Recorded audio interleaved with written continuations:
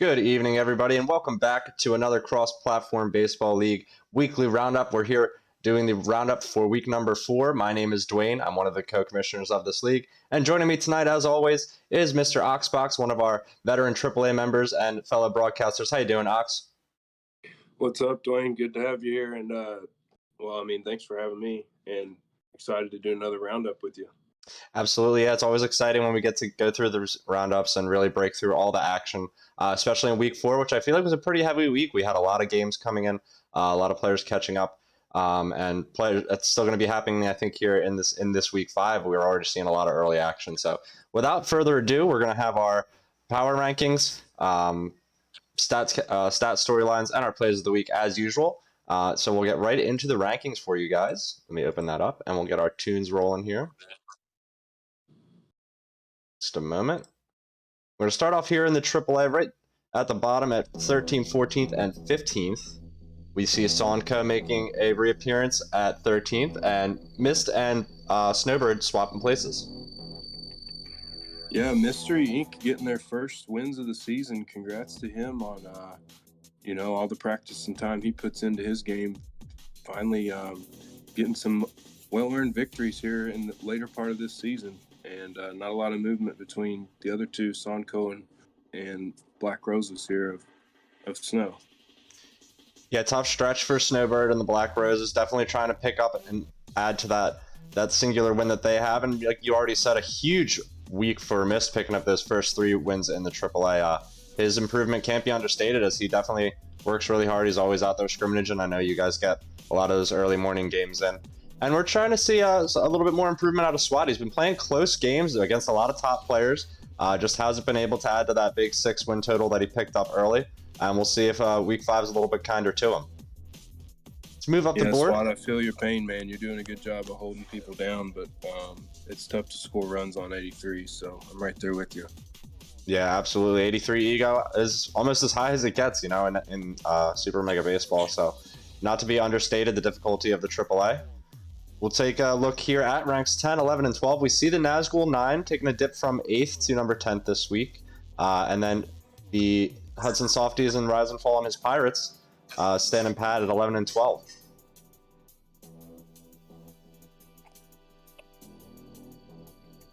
Sorry about that, Dwayne. I lost you there. Not a lot of movement here between these 3 guys. You see myself dropping there.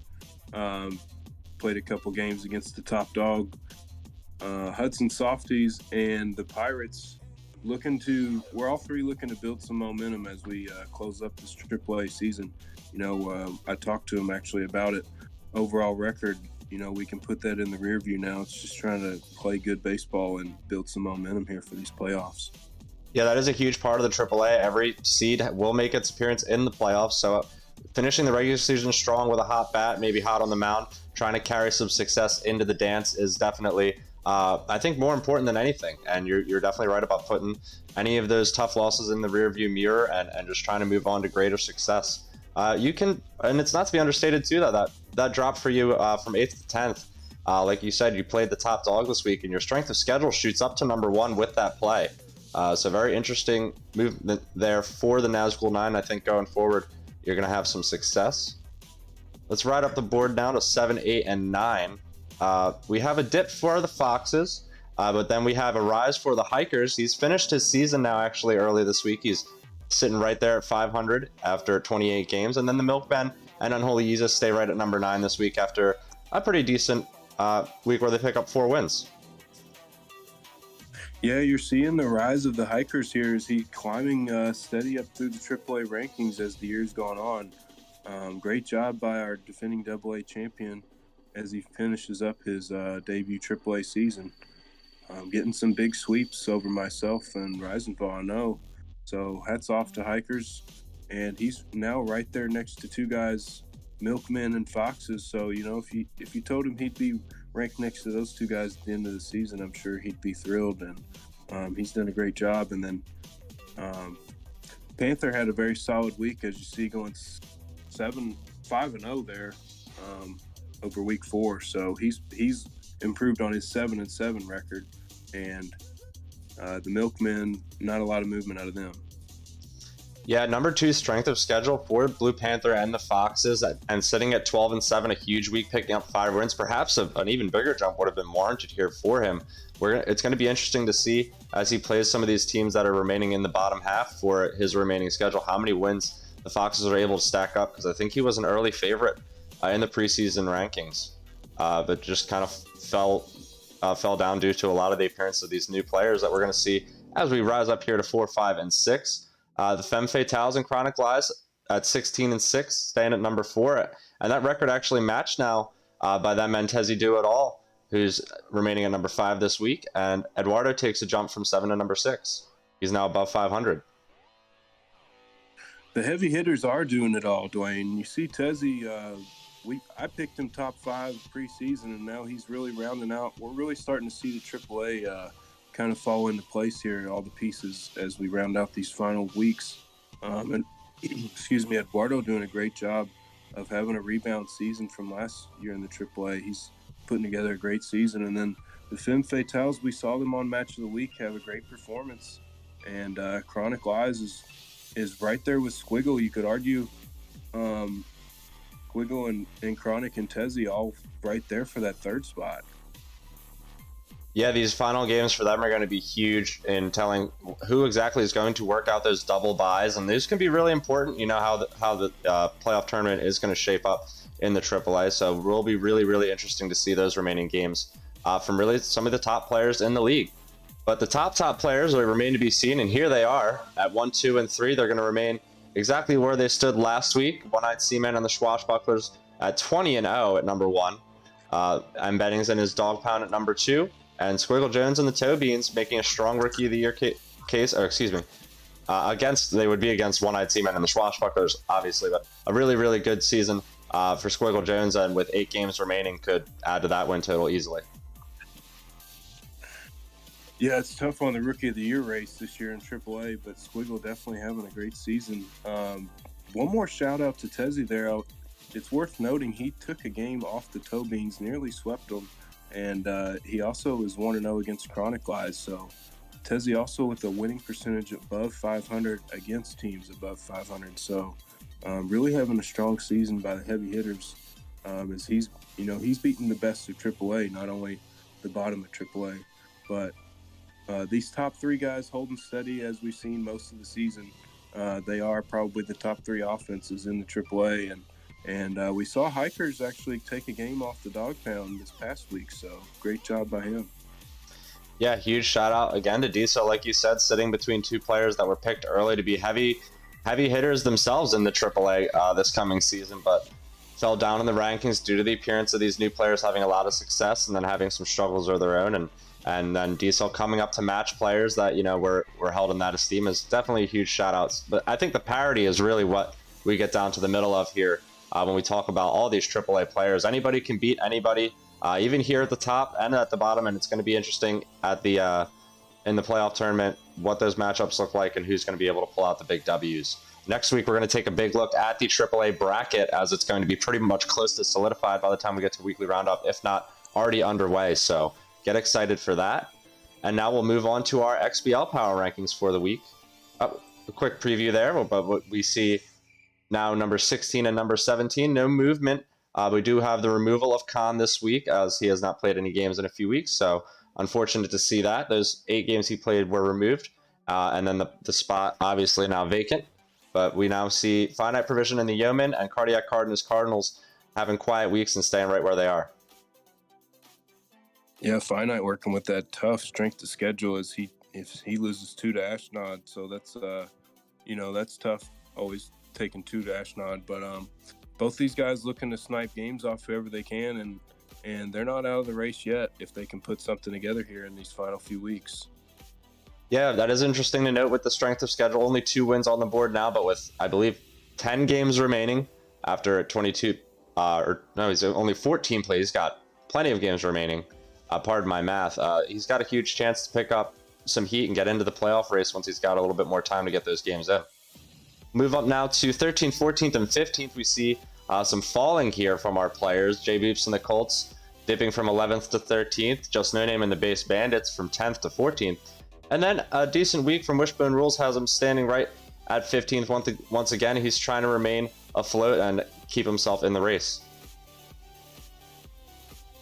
Yeah, Wishbone, we saw having a big split on Match of the Week with B. Hagen, but taking some tough series since then, as it's never fun to play Ashnod, as you guys know, when you're trying to fight for a playoff spot. But all 3 of these guys doing a great job on the mound this season. It's just a battle for who can score the most runs when you're grinding out innings.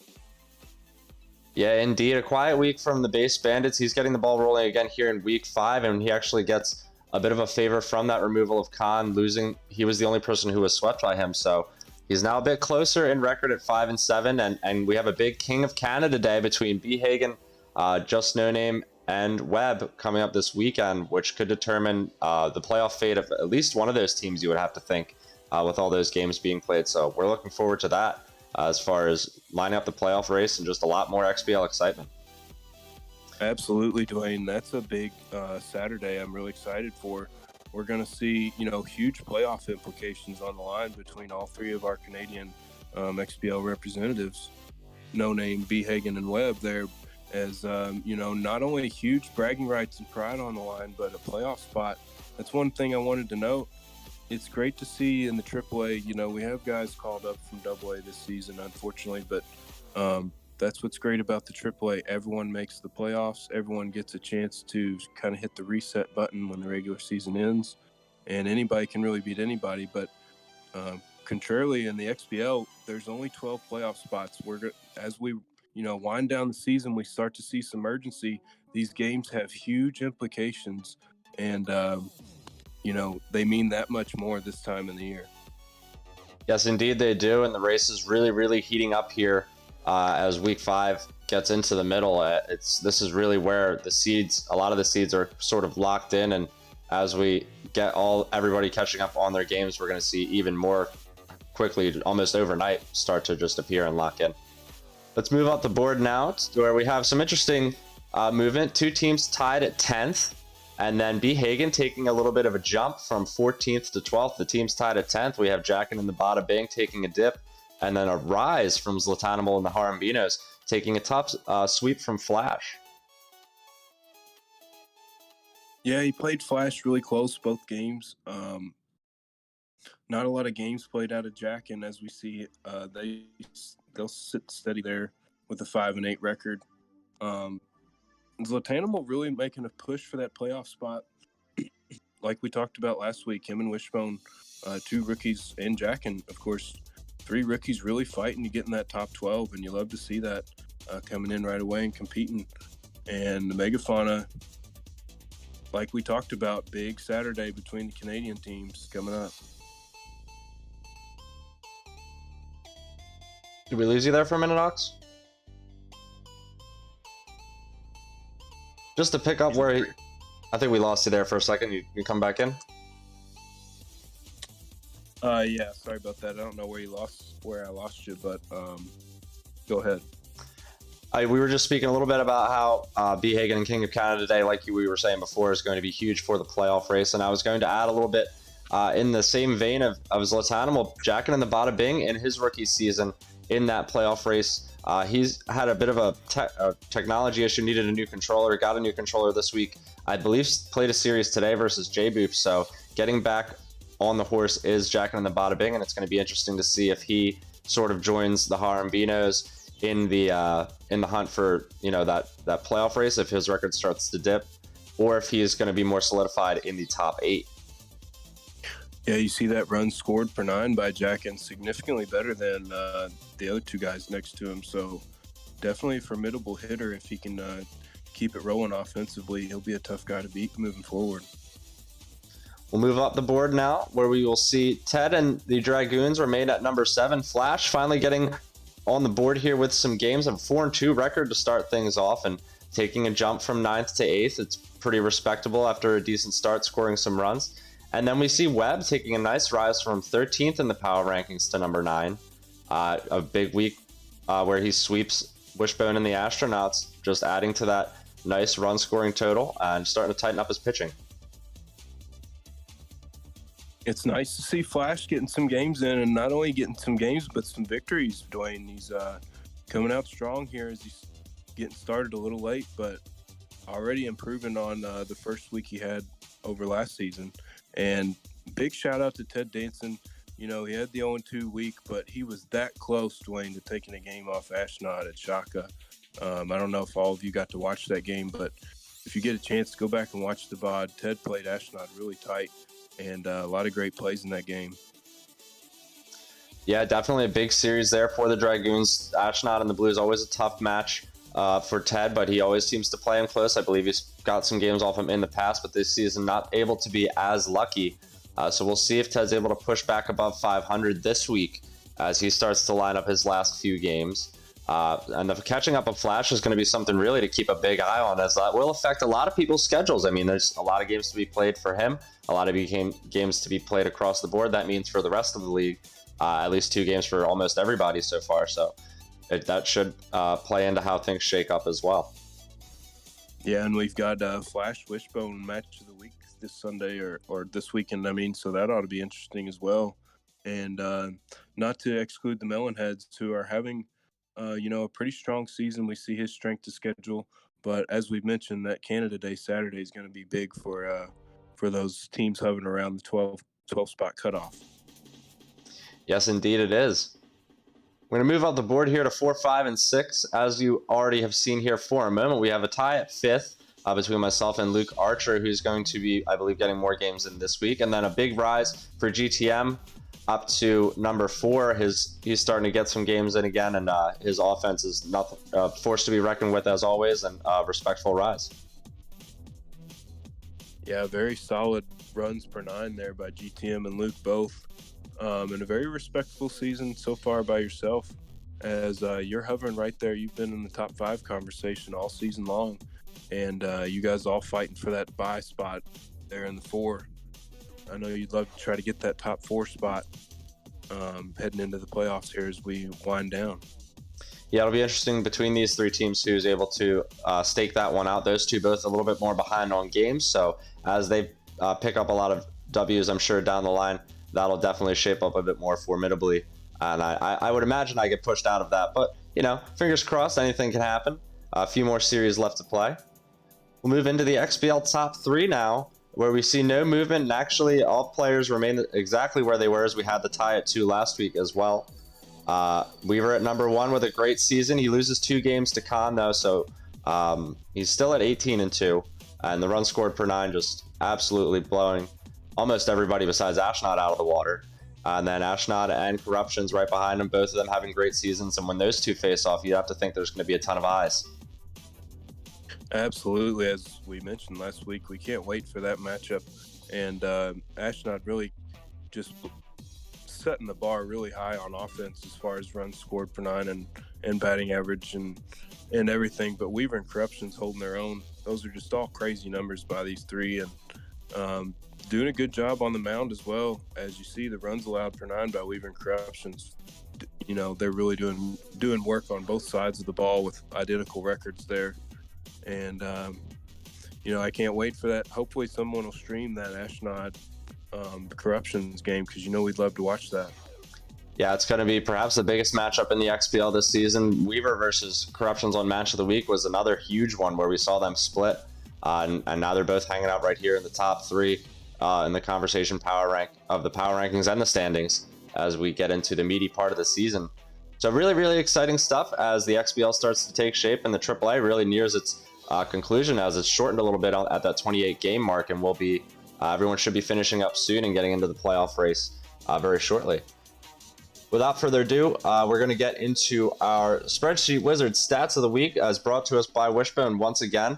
These are always some fun little tidbits that will highlight some interesting things you might not have been paying attention to so far in this XBL season. And to start off our Week 4 edition, we have Eduardo. This is Eduardo. This is offense, where Ed has just been mashing at the plate as of late. 52-point increase in his batting average from last season to a really respectful 316 number. He's also added a really healthy increase to his run conversion percentage and is scoring more than 1.5 runs per 9 than last season, guaranteeing himself his first winning season in the AAA with 15 wins in the bank. Wow, you love to see that. Congratulations, Eduardo, and thanks as always for getting this together for us, Wishbone. And just a hell of a season so far by the Sirloins, especially when you look at last year's numbers, making a strong case for the MIP award this season. Absolutely, yeah, that's a huge point you make there. The Most Improved Award will be handed out in just a couple weeks, and Eduardo putting his stamp on it, I think you'd have to say. Wishbone outlining some really, really big numbers for that conversation, and that's going to go a long way, I think, in the voting. Our next point on the board here is Corrupted on the mound. You know who that refers to. It's Corruptions and his new Rhode Island Anchors. He's long been known for his hitting prowess, especially since joining the AAA last season, using that dead eye that we know. But he's got a whole new master on the mound this season, where he's got a 253 opponent batting average, which is a 75-point improvement over what he had last season. He's currently ranking up in the top 5 of batting average, runs allowed, strikeouts, home runs allowed per 9, and whip. And in comparison to last season, he was ranked 12th or worst in all of those categories. So that's a massive improvement. Wow. Yeah, that is insane improvement on the mound, Blaine. And I remember talking about his improvement that we've seen on the mound when he played Weaver on Match of the Week. But Now the numbers are really starting to illustrate that as he's 20 games in here. Great job to Corruptions. And that just goes to show you, I think hitting your spots on the mound can do wonders for you. Just throwing it up there and hoping it goes where you want it is not a great strategy when you're facing the best hitters, and Corruption's really doing a good job of painting those corners. Yeah, that's a huge improvement, and that's a lot of it is definitely in the placement and the accuracy on the mound. If you've played against him so far, you can see he's just been keeping the ball away from people and then doing his job at the plate. It's a really great recipe for winning, and that's where improvement always seems to lie. And that kind of leads us into our next one, which is a funny one that kind of highlights a big part of both leagues this season. Get your free bases somewhere else. The league-wide walk rates are down by 25% in the XBL compared to last season, with only a modest increase of 3.5% to the average pitcher's accuracy in the league after roster submissions, which is interesting when you look at the converse. AAA walk rates are up by 21% this season over last season, and there's been a 2.5% decrease in the average of accuracy per pitcher. So interesting take, complete opposites in either league. Yeah, Dwayne, we saw a lot of people with the roster build last season go the high accuracy route, and I really think it worked well for a lot of people. But for whatever reason in the AAA, you're seeing, definitely you're seeing a drop-off of the pitching talent, I think. But you're also seeing a great job by XBL pitchers of just really pounding the zone, but also hitting your spots, because, walks can kill you, but at the same time, you don't want to throw it over the middle. So just a great job of pitchers all around this year. And that kind of segues us into our final point here of the Wishbone stat lines, and that's year of the pitcher update. Only the Base Bandits and the Blues remain on target to break that single-season strikeout record of 240 that we spoke about the last few weeks, where you saw a lot of guys on pace to break that record. Looks like No Name and Ashnod are the only guys with on pace right now to break that record. Yeah, well, you know what they say. They always say don't throw it twice, and now everybody's still chasing Bices. He's going to stand strong with that record. So far, those two are going to get their games in this week, and we'll see if they're able to keep pace next week. I think we'll definitely be able to see if anyone's going to remain on that pace for that big 240. Even getting 200 strikeouts on the mound in a season is a huge accomplishment in the XBL. As we know, with the amount of games that we generally play, it's around 30, 34, anywhere in that range. So to get 200 strikeouts in that many innings is a huge deal. And 240 was a massive number that is really tough to top.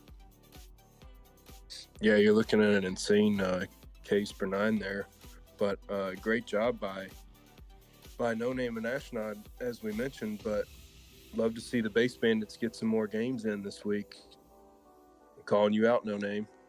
We'll see if we can see more people reach their minimums, as I definitely had to send out a pretty big PSA this week. Let's move now into our, speaking of PSAs, after our submissions last week, we're going to move into our plays of the week. And we got a lot more submissions, so thank you guys for that. It was a much more easy time picking through some plays, and we got some good ones for you. Play of the week number 5 is a bases loaded situation from those games we talked about between Ted and the Chicago Blues and Ashnod, where he makes a perfect dime throw to home to nail a runner. I mean, it doesn't get better than that for a double play. Yeah, this was a huge play because it's right out the gate of the series against Ashnod, where it was looking bad for Ted early. He's got the bases loaded, 1 out, and all of a sudden he gets out of it with a goose egg. You're going into the home half of the first, still tied 0-0. So this game went into extra innings, guys, 4-4 into like the 11th or 12th inning. So this play right here was huge, and a great effort by Ted against the Blues. Yeah, big play for those Dragoons.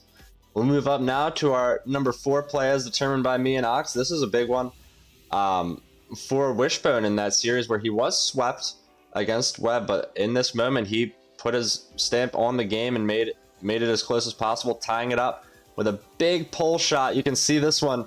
Webb's waving it over, and it hits the foul side of the pole. And Wishbone scores a big 2 runs and keeps himself in that ball game. Yeah, Dwayne, I love the reaction out of Webb. That's what really makes this play great. But one thing I loved about this home run, you don't see many foul pole clangers like this, but this ball was clearly going to be foul. it's on the right side of the right field foul pole, but it still clipped it just enough, and that's a home run, baby. It was huge for Wishbone at the time, a game-tying home run to lock things at 4. But I love watching web streams, man. You got to love the reaction there. Yeah, chill beats and great reactions and good baseball as we saw there. And we're going to move up now to another great play in play number 3. This is on the offensive end, actually, as we see Diesel stealing home successfully just off the pitch. I mean, when you got me and Ox in the booth, a steal of home is going to score you some points. And Diesel getting it done here in a game where he ends up winning against Blue Panther at 2-1. Yeah, I'm shocked we didn't rank this the number 1 play, Dwayne, as Diesel doing a great job of our favorite play, stealing home. And as you said, it ended up being a huge play in the result of this game. Hikers taking one off Blue Panther. Similar tactics he used against M. Bennings to take a game off him. I'm not sure if he did that in the win or his loss, but Diesel showing some cunning on the base path. Yeah, showing some moves, using that speed, using that stealer trait. Nicely done there by D-Cell. We'll move now to our stealer trait's a must. Here's our number 2 player of the week coming up, and this is for match of the week, as called by myself and Urban Legend this week. And what a shot this was! I mean, this was a 0-0 game, and then Chronic Lies comes out and puts a stamp on it, hitting one off a grand slam off that tower. I mean, I didn't think that one was ever going to come down. That's one of the most impressive shots we've ever seen on primetime.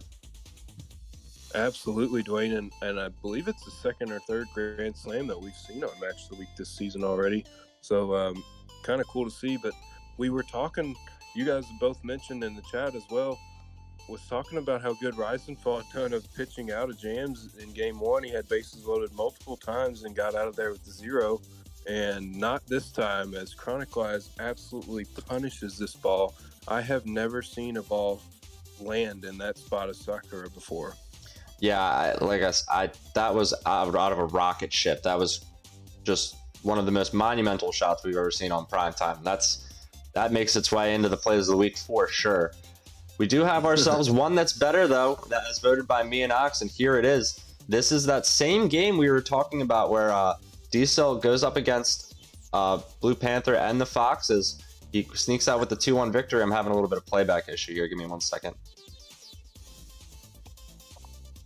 Remember the old play for you replay we had last year on the round? Yeah, we had that one submitted by you last season. But this one, as it plays now, is a 1-1 ball game. Diesel ranges back there, makes an amazing catch up with his back against the wall, and basically robs either extra bases or a home run here, and this kept the game tied. Yeah, it's actually a crazy catch. He started his jump at the beginning of the warning track and ends up robbing a home run. I'm not sure how he pulled that off, but an incredible play. And once again, just like the steal of home, directly affecting the outcome of this ball game as the Hikers steal one off the Panthers in Shaka. Yeah, as they would say, let's hike, baby. That was a huge, huge play. And Compass has made his name for himself in the XBL highlight reel this season. A ton of submissions coming in from Diesel, and I believe Squiggle Jones earlier in the season as well, where Compass was making huge plays all across the Shaka outfield. So putting himself in that individual defensive player of the year sort of race, if that ends up being a thing either way. Just great defense all around this season from Diesel. And with that, Cole Hudson fan club definitely appreciates the plays this year from Compass. Yeah, absolutely. He's trying to take that crown from Cole Hudson. We've talked about him plenty on weekly roundups before, and the center fielder for the Hudson Softies. But perhaps he's got himself big competition. This, Compass will remind you of some names of old. Very, very great defense from him. And like I was just about to say, that pretty much is going to do it here for us on Weekly Roundup this week. It was another fun edition. And then next week, we're going to have some more content for you, additional content as well, in the going over the AAA playoff bracket. And I think we're going to compile our XBL not highlight reel clips. So some real fun and excitement coming up for you in next week. And we will have our, as always, we have Match of the Week coming up this weekend. So keep your eyes peeled for that, as we have some big games on the board on this and on the schedule. Ox, do you have anything for us before we leave tonight? Wayne, it was another fun one, man. Thanks for having me. And guys, thanks for the highlight reel submissions. Thanks for getting your games in. And I'm really excited as we get closer to the playoffs. Every game counts that much more, and we're getting to the money part of the season. So good luck to everybody moving forward, and can't wait to do another roundup with you. Yeah, well said, Ox. Thanks everybody for being here tonight, and thank everybody for their participation. We'll see you all next time here on Weekly Roundup, and have a safe and pleasant evening, everyone.